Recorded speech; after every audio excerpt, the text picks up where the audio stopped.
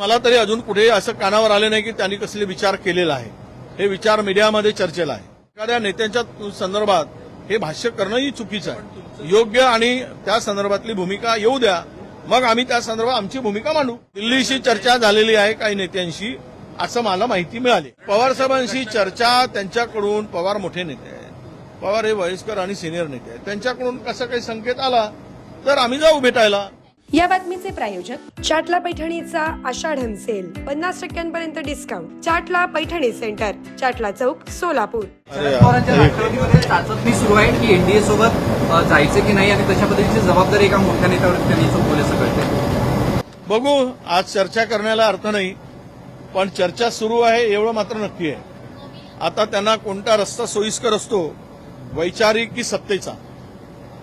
सत्ता हवी आहे की पुरोगामी महाराष्ट्राचं पुरोगामित्व सांभाळून छत्रपती शिवरायांच्या, बाबासाहेब परमपूज्य डॉक्टर बाबासाहेब आंबेडकर, छत्रपती शाहू महाराज, महात्मा ज्योतिराव फुले, आई सावित्रीबाई फुले यांच्या विचारावर विश्वास ठेवायचा आहे की धन आणि संपत्ती आणि सत्ता, मंत्री यावर विश्वास ठेवून काम करायचं आहे? हे त्या लोकांचा संबंध आहे. त्यावर मला भाष्य करायची गरज नाही. पण जे पुरोगामी विचाराला धरून जी मंडळी आहे ती नक्कीच त्या विचाराला धरून काँग्रेसकडे येतील, काँग्रेस बरोबर राहतील असा आम्हाला विश्वास आहे. पण जे तुमच्याकडे येतील त्यांना तुम्ही घेणार का, एक्सेप्ट करणार? 100% घेणार, 100% घेणार, 1,01,000% घेणार. आमचा कुणाचाही त्याला विरोध नाही.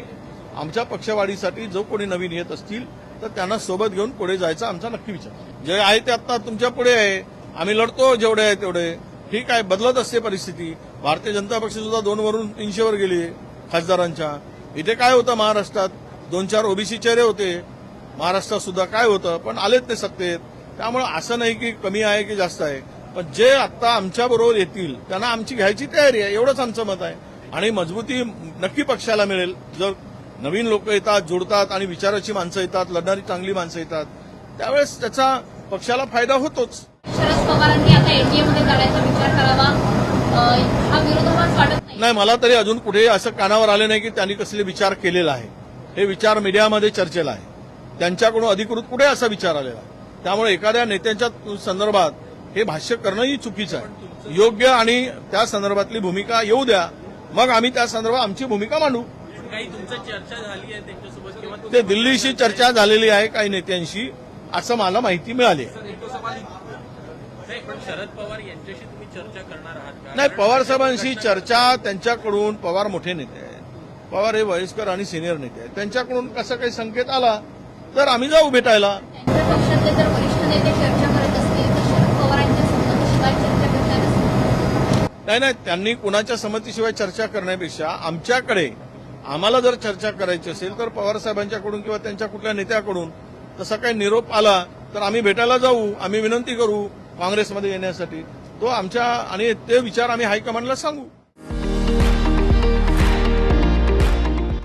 विविध कार्यक्रमांसाठी 2000 चौरस फुटाचा एसी बँक्वेट हॉल, हॉटेल चित्रा एक्झिक्युटिव्ह, लग्न समारंभ, रिसेप्शन, वाढदिवस, सेमिनार तसेच विविध बैठकींसाठी उपयुक्त असा सोलापूर शहराच्या मध्यवर्ती अशा सम्राट चौकातील हॉटेल चित्रा एक्झिक्युटिव्ह मध्ये. पत्ता 195 बुधवार पेठ, सम्राट चौक, चिडगुप्कर हॉस्पिटल समोर, सोलापूर.